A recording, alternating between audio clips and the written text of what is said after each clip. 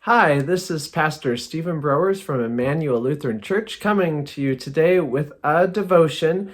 And this is like a whole chapter I think I would encourage you to read. I'm not going to read the whole thing right now, but it's Isaiah, from the book of Isaiah, chapter 58, and it's talking about fasting. So what is fasting? Fasting, we usually think of it as not eating, and some of you may think of fasting sort of as a diet method. There's something called intermittent fasting, which is just sort of skipping a meal as a way to eat fewer calories, but that's not what fasting is in the Bible. Fasting was really meant, first of all, when you don't eat food, to give you more time to pray or a more focused being more focused on your relationship with God, that type of thing, being humble in that way or sacrificing in this way. In fact, there are some scriptures that say, don't be like those who fast and make a big show of it, that instead, act the same way. Don't let people know you are fasting. But this book of the Bible, Isaiah 58 or chapter 58, talks about fasting in an even different way. It's saying that to be pleasing to God, sometimes you can keep eating and fast in another way. And just because you're not eating doesn't mean that's pleasing to God. So let me read just a few verses from it. Verse 3 in 58 says, "Why have we fasted, they say, and you have not seen it? Why have we humbled ourselves and you have not noticed?" And then it goes on in verse 5 and on. "Is that what you call a fast, a day acceptable to the Lord? Is not this the kind of fasting I have chosen? To loose the chains of injustice and untie the cords of the yoke, to set the oppressed free and break every yoke?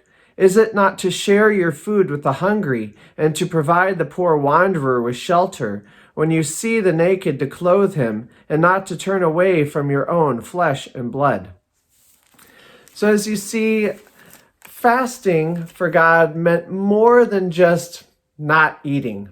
It was kind of like giving up the things that our society normally wants us to hold on to so tightly. If you see someone in need, help them. If you see that somebody is hungry, sometimes I think we think of fasting as being a way to almost look better to other people. Like, look how important faith is to me. I'm willing to not eat. Or, like I said, we think of it as a weight loss, but it's always about looking good to other people. And that's really not what fasting is all about. And it's also not there to manipulate God. We can't pray for something and then say, oh, I'm going to fast because that will make God really do what I want him to do. No, fasting is a different thing. It's humbling ourselves before God and his word. That means you can eat all the food you want as long as you are following what God wants you to do. Are you doing his will, even though maybe you'd rather do things a different way? So the thought I'd like to leave you with this week, whether you're going to eat or not, is, are you fasting from selfishness? Are you fasting from doing things the way you want to? And instead, what could you do to follow what God wants you to do, even if it's maybe not the way you would necessarily normally do things? What is something you could do that would be a little bit of a sacrifice, but that God would love and that would really please God? Something maybe for those in your life, a neighbor, something like that.